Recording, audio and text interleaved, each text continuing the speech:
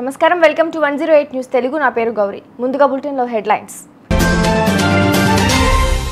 LRS ఎప్పటికో కలెక్టర్ల తీరుపై రెవెన్యూ శాఖ మంత్రి సీరియస్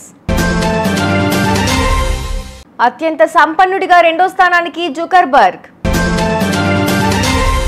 శ్రీవారి బ్రహ్మోత్సవాలు అదనంగా సమాచార కేంద్రాలు ఏర్పాటు టీటీడీ ప్రయాణికులకు శుభవార్త దసరాకు ఈ నెల 15 వరకు 644 ప్రత్యేక రైళ్లు 13న అలై బలై చంద్రబాబు రేవంత్ కు ఆహ్వానం బండారు విజయలక్ష్మి రాష్ట్రంలో లేఅవుట్ల క్రమబద్ధీకరణ పథకం కింద సుమారు 25.67 లక్షల దరఖాస్తులు అందాయి. ప్రభుత్వ భూములను రక్షిస్తూ అర్హత ఉన్న లేఅవుట్లను క్రమబద్ధీకరించే బాధ్యతలను కలెక్టర్లకు అప్పగించింది.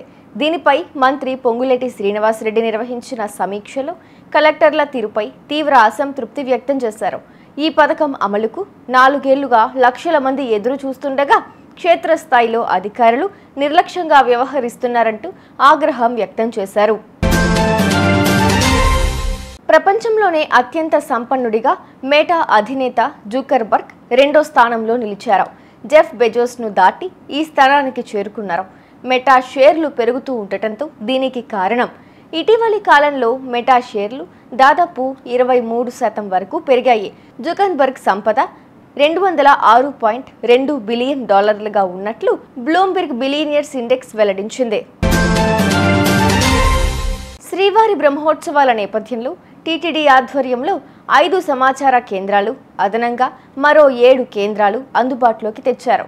తిరుమలలోని జీఎన్సీ, సిఆర్ఓ, ప్రధాన కళ్యాణకట్ట, భజన మందిరం, ఏటీసీ సమాచార కేంద్రాలతో పాటు అదనంగా పిఏసీ2, విజీఓ కార్యాలయాల సమీపంలో రామ్ బగీచా అతిథి గృహం, మ్యూజియం వద్ద, ఆర్టీసీ బస్టాండ్ ఎదురుగా టీటీడీకు సంబంధించిన సమాచారాన్ని కరపత్రాల్లో ముద్రించి భక్తులకు అందుబాటులోకి తీసుకొచ్చారు. ప్రయాణికుల రద్దీని దృష్టిలో ఉంచుకుని బతుకమ్మ, దసరా పండుగల సందర్భంగా దక్షిణ మధ్య రైల్వే ప్రత్యేక రైళ్లను నడిపేందుకు సిద్ధమైంది. ప్రయాణికుల సౌకర్యార్థం ఈ నెల 15 వరకు 644 ప్రత్యేక సర్వీసులు అందుబాటులో ఉంటాయని తెలిపింది. సికింద్రాబాద్, కాచిగూడ, మహబూబ్ నగర్, తిరుపతి రైల్వే స్టేషన్ల నుంచి ముఖ్యమైన రూట్లలో ప్రత్యేక రైళ్లను నడపనున్నట్లు దక్షిణ మధ్య రైల్వే ప్రకటించింది.